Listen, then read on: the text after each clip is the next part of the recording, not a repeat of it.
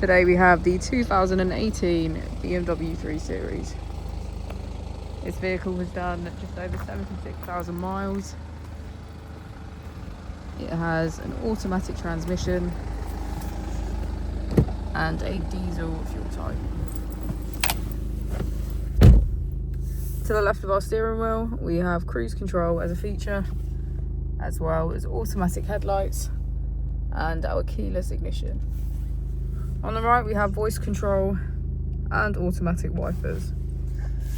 Moving on to our screen, we can access our notifications, my vehicle, connected drive, navigation, communication, and media and radio.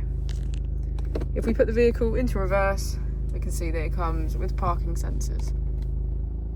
Just below our screen is our dual zone climate control with heated seats on either side. If we press our mode button, we can switch between our 4 different driving modes: Sport Plus, Sport, Comfort, and Eco Pro. As we go into the back of the vehicle, we can see that it has a full leather black interior.